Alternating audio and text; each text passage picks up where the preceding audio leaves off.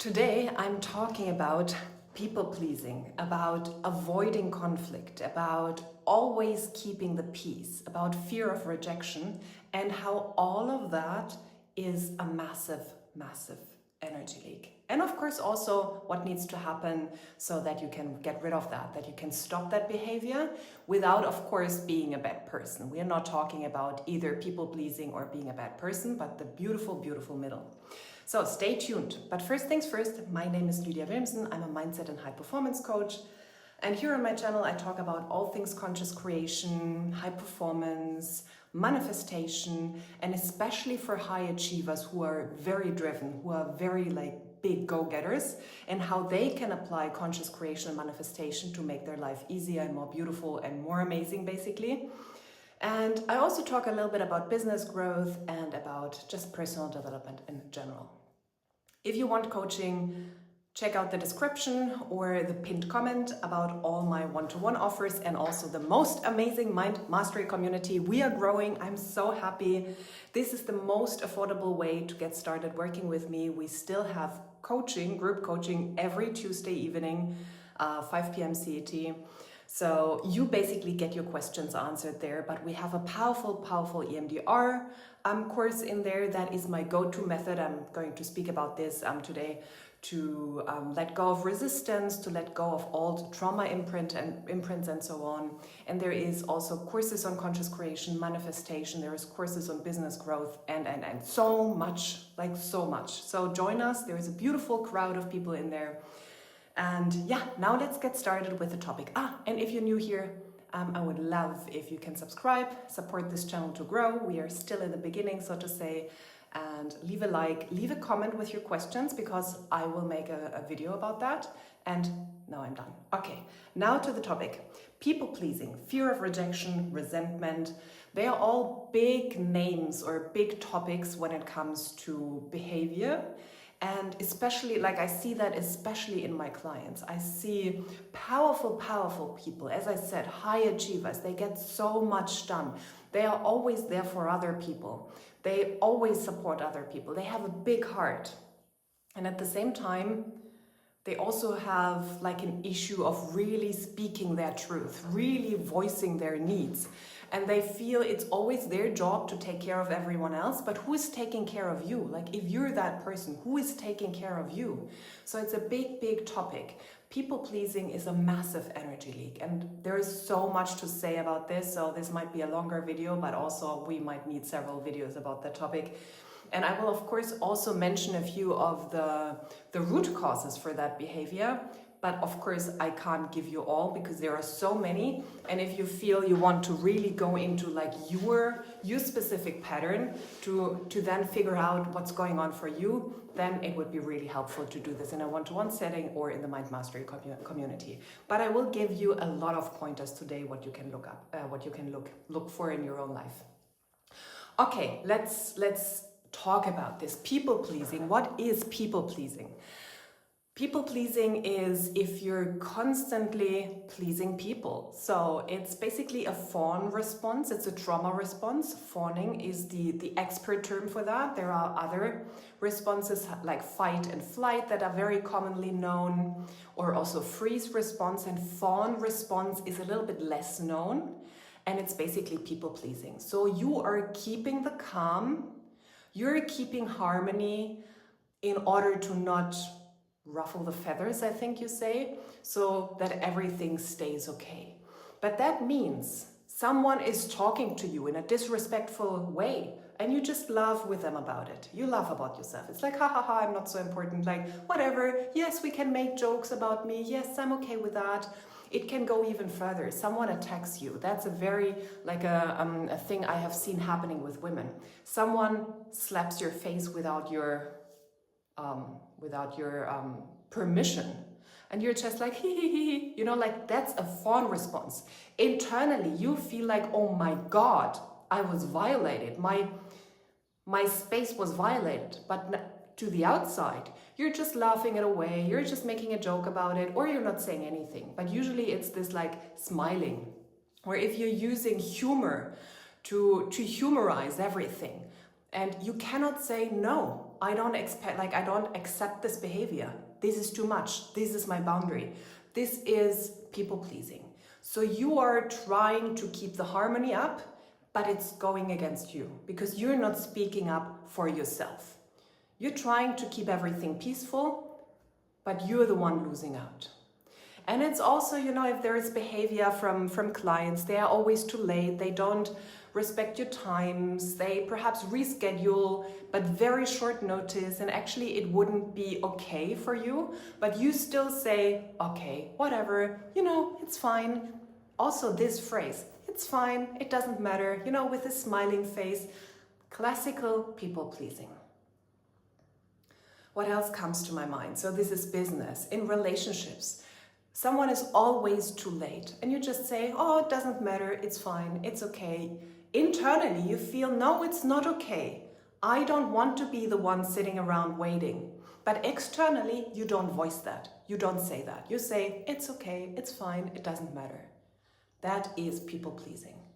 You please, or you seemingly please the other person out of, for example, fear of rejection. You are fearing the response from someone if you speak up for yourself, if you speak your truth. You, for example, fear rejection in form of losing clients. If you don't give them a new slot, for example, if you have free discovery calls and someone never shows up and you give them another time and another time and another time, instead of saying, no, that's not okay, you don't get a spot with me anymore, I'm not going to coach you. It's the fear of rejection, fear of losing a client, fear of perhaps they're going to badmouth you if you speak up for yourself, if you make your boundaries clear. Or in relationships, if you voice something that's going against what you feel is okay for you or what you want in a relationship, how you want to be treated. It's okay, it's fine, because you are fearful of losing them. You're fearful of rejection again, even up to big patterns. Or if it's, for example, in groups, someone is making jokes about you or like saying something that you're not okay with, but you're not voicing it. Again, fear of rejection, fear of abandonment. What if everyone is then like, oh my God, like ridiculing you, like she can't handle a joke or something like that. Those things are at the bottom of that. It's not just, it's nice, I'm friendly. No, you're not nice and friendly. I'm very honest here because I have been the same. I'm not talking down on you. I have been that person. So it's, if you can't say no, it's going against you. It's not just nice behavior and I'm friendly, and I'm nice to everyone. No, there is one person who is massively losing out. There is one person you are not friendly towards, and that is yourself.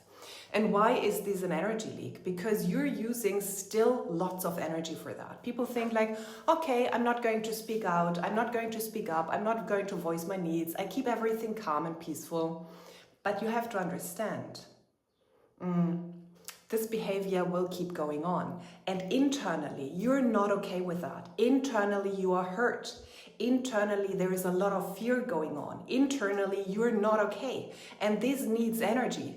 It needs energy to keep this voice down, but it also needs energy that is bound up, or it's bound in this like thinking about it then, even unconsciously, not even consciously, it takes energy. And then of course it also takes energy to keep your voice down in front of others and keep the situation peaceful. So you are spending a lot of energy on people pleasing. It's not just being nice and the conflict would take more energy. No, actually you are losing more energy like this if you're not able to speak up, if you're not able to have your boundaries clear.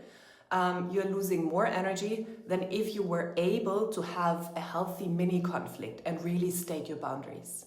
So the game is not even.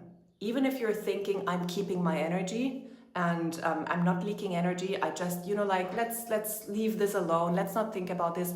Actually, it's taking up a lot of energy. It's using a lot of your energetic resources to handle this conflict internally. Because if the conflict is not externalized, if you're not talking to the person, if you're not clarifying your boundaries, it's still a conflict internally.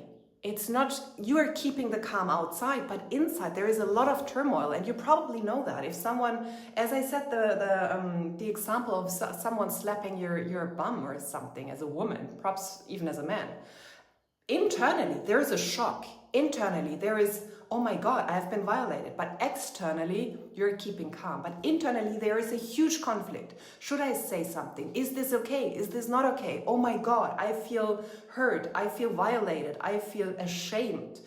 There is so much going on beneath the surface.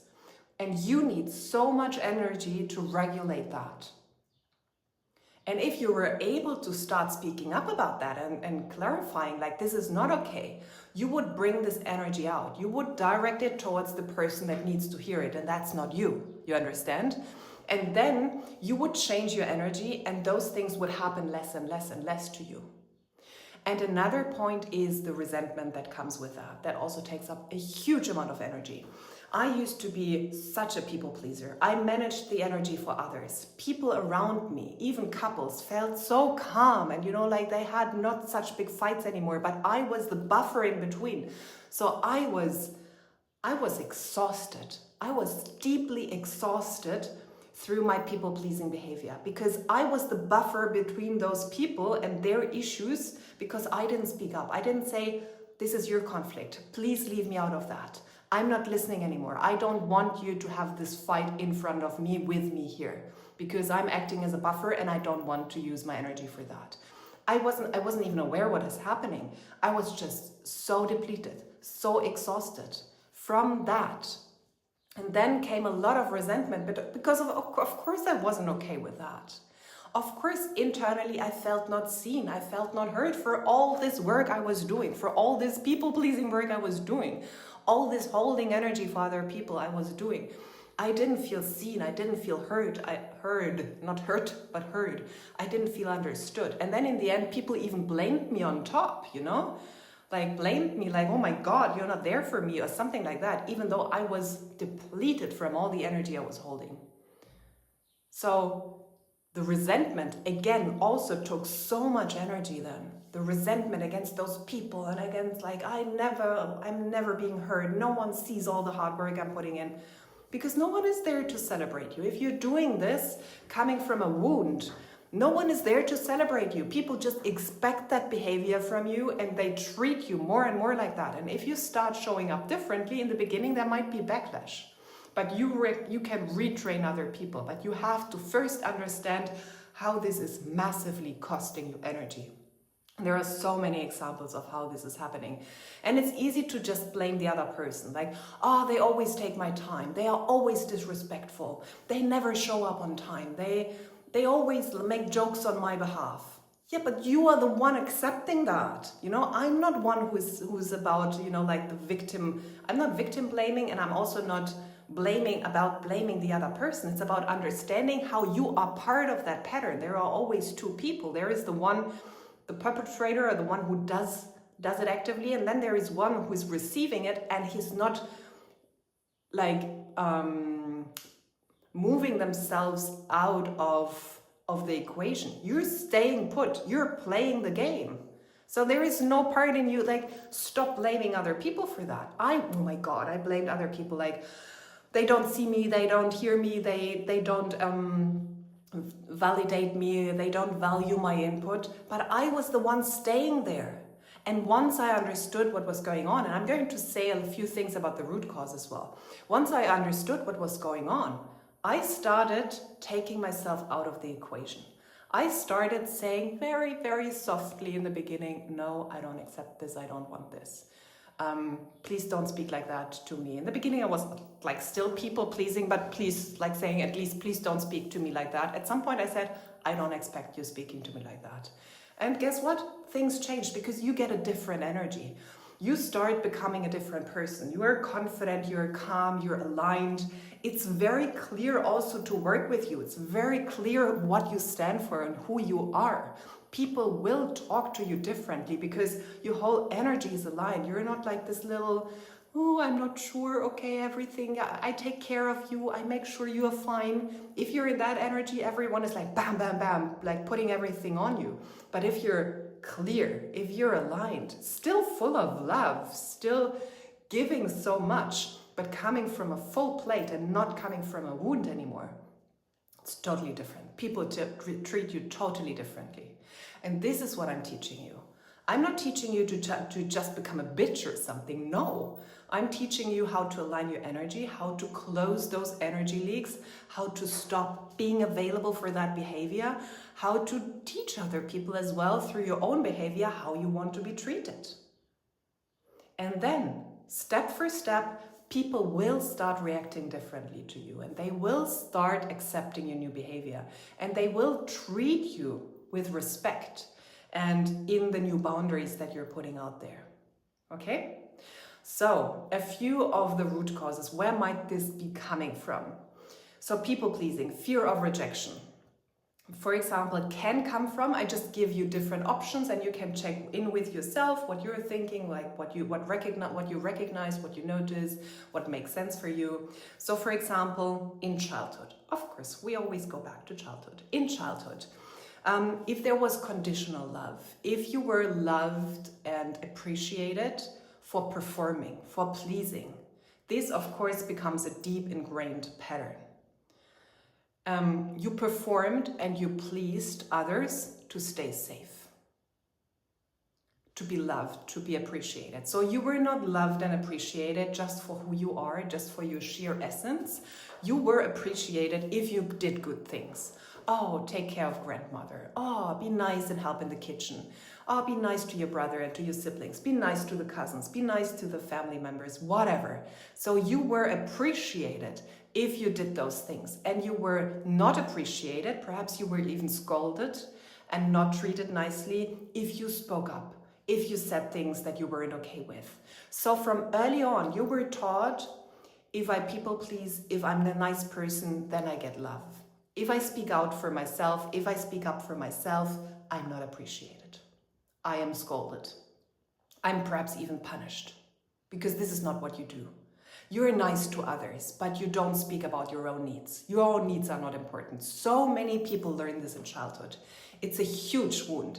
And this is what then a lot of my clients, actually the high achievers, do in grown-up life. They work their asses off. They work 40, 50, okay, not 40, 60, 80 hours a week.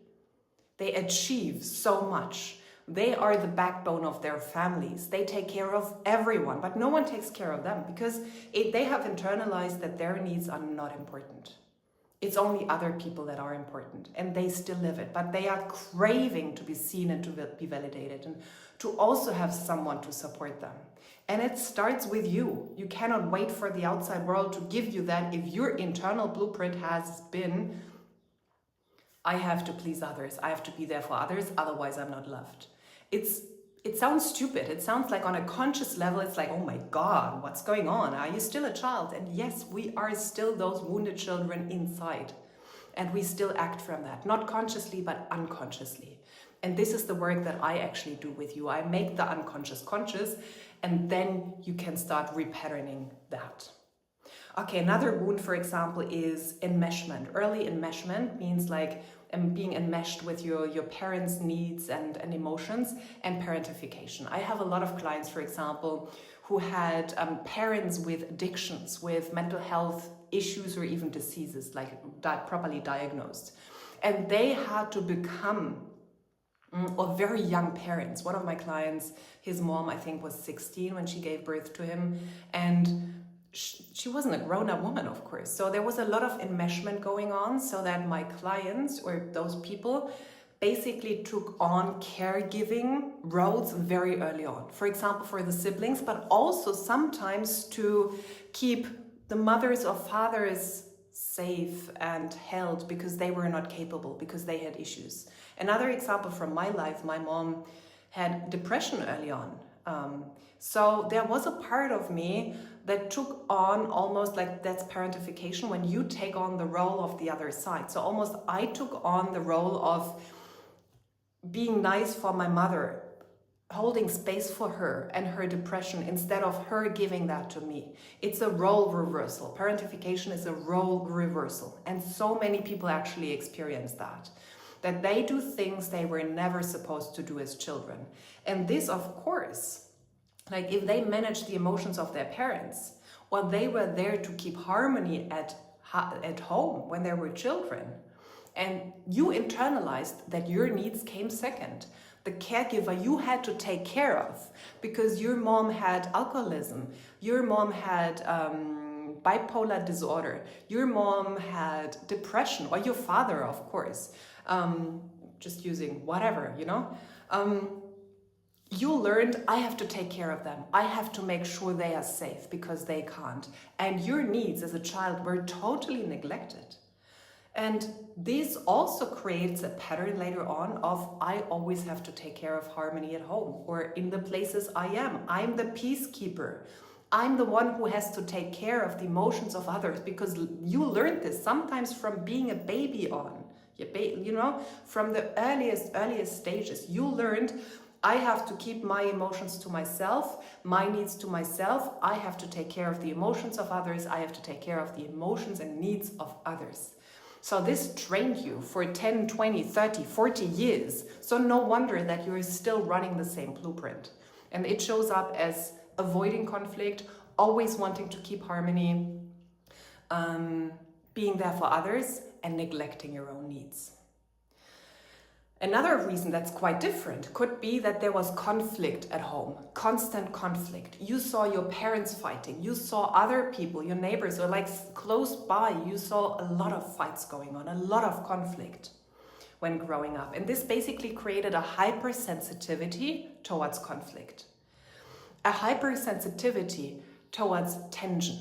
So now you avoid it at all costs because it feels so unsafe. It makes you feel so unsafe. It makes you feel so stressed, so pained as well, you know? And this was something I also experienced. There was not a lot of loud conflict when I grew up, and I never necessarily experienced it, but I grew up in a cult setting. And there was a lot of conflict because the people who had to say something, the leaders, they punished the other ones who did wrong or who didn't behave in the way that the cult leaders wanted them to behave. There was huge fear. It was huge amounts of suppressed fear. And my parents, of course, but all the people around me where I grew up. So it was almost like hidden conflict. People were punished, properly punished. It was horrible. And of course, I grew up with, it's unsafe. You better not show up. You don't make a problem. You don't voice your needs. You don't go against the will of others. You don't show up as who you really are. And there was a lot of fear of conflict, and I still have that. I have been working on that. I'm way better. And still, sometimes this fear of rejection, which is not like romantic rejection, it's fear of, oh my God, I'm going to be punished. Like it's visceral, it's somatic, it lives deeply in your body. And this is where you also have to retrain yourself to not fear that anymore, to not fear conflict and really say, no, I'm not okay with this. I'm standing up for myself. And to not go into a physical reaction of deep panic and actually also like physical pain for some people. So that's very different. Either you were the peacekeeper at home because there was a role reversal going on, or there was massive conflict. And this often happened also in, like with my clients, if they grew up in a house where there was separation going on. So the parents split up, but not in a safe and calm and grown-up, mature way, but they fought like crazy. And if you're a child in that system, that can also then teach you to be calm, to be safe, to be the peacekeeper, to not make problems. And it can create a huge hypersensitivity against tension, against conflict, against struggle. So of course you avoid it at all costs when you're growing up because it's pain from childhood. So those were just some examples. There's of course so much more. However, this is the start for you to see where it comes from. And what we do with that is we use, like I teach my clients EMDR, also in Mind Mastery, that's eye movement, desensitization, reprocessing. So you basically can move your eyes for it, like you don't just move your eyes. You can use that method because it will reprocess those wounds that have not been processed. If you still live in people-pleasing mode nowadays, it means you're still living from an open wound, because otherwise you wouldn't do that. You have to understand that. Otherwise you wouldn't do that. Otherwise you would react differently. And we can close those wounds, we can reprocess what happened, and it can be, like even when you're doing it once a day, it can create huge relief. And then if you dig deeper, a week from now, 2 weeks from now, you're a changed person. And it means you're not being triggered anymore. Even fear of rejection, even rejection sensitivity, dysphoria, I can't say this word. Even that, you can easily treat with that. You can easily treat with that. Because you are addressing on a deeper level the roots of that. You can retrain your brain. You actively and fully and powerfully can retrain your brain. And every time you do it, you will lower the tension and the physical reactions in your body. And it will start processing what still is an open wound. It's still active. It's located in a different part of the brain, in your emotional brain. You're processing that, and it's going to be put into your neocortex. Like it's put into it. It sounds, sorry, it's my English. I don't have the proper language to say it in English. I can explain it to you very well in German. It's basically relocated into a different part of your brain so that it's only a distant memory, but it doesn't trigger any emotions anymore. No fear of rejection, no fear of visibility, no fear of, oh my God, fear of conflict, none of that. It's all gone at some point. You will have memories when you think back to your childhood, but they will not trigger anything anymore, and they will not trigger any behavior of people-pleasing as well anymore. It will be so much easier for you to just state your boundaries, to just be this very aligned, very clear person, full of love and full of love for yourself, and stating your own needs and taking care of your own needs as well as the needs of others. So that's one thing. And then we can also use conscious creation, and you can affirm for, I'm so confident. I'm full of love for other people, and I'm so good at taking care of my own needs. It is so safe to speak my truth. It is so safe to stand up for myself. So we can figure out together what your perfect affirmations are that really, really tackle the issue for you, like what's going on for you. And then you can have an affirmation routine or just a visualization or a few reminders throughout the day where you work with this affirmation. You can also use EMDR with that so that you integrate it super, super quickly. Because one thing is understanding everything I'm talking here about. The other thing is applying it and really making use of that for yourself and changing your life, you know? And of course, you know, you heard many different things that can happen. And there are many more situations where your people-pleasing behavior can originate from. And this is something that we can do together. Like we can do a one-to-one session together. You can join Mind Mastery, and then we can figure out what is going on for you. I'm like a human, I'm like a mental detective. I can figure, or I'm really good at figuring out where certain behavior comes from and then help you address it at the root. So I think this is enough for today. A lot of things about people pleasing, a lot of things for you to reflect on, a lot of things for you to go deeper. And I really want you to understand that people pleasing is not just a nice thing to do, or, you know, it doesn't matter. No, it's costing you huge amounts of energy. I hope really, or I'm really sure I made this clear today. So people pleasing is not just a, oh, it doesn't matter thing. No. It's costing you. It's costing you big time. And if you really go into, like, for example, if you're very exhausted, very, deeply exhausted, then this can be a reason that you're not speaking up for yourself and that you're actually doing all the work for other people, that you're keeping the calm, that you're keeping the peace, that you're making sure that there is harmony, and it's all on you. Other people are acting out, other people are showing up like crazy. You are always suppressing your own needs, you're suppressing your own instincts of like, this is not okay. It's costing you. It's not costing the other person, it's costing you. And it's costing you big time. It can actually lead to burnout. I've been there.